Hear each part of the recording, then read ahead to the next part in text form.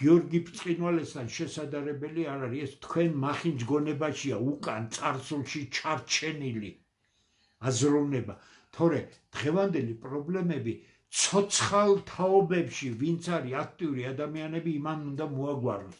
რა გიორგი ბრწყინვალე მოგინდათ, რა დავით აღმაშენებელი მოგინდათ, რა სტალინი მოგიდგათ, სად წავიდა თქვენი გონება, კიდე გეუბნებით, ქრისტიანები არა ხართ? ქრისტიანები თუ ხართ, მამაო ჩვენო, იცით? შინაარსით იცით რა წერია შეგნით?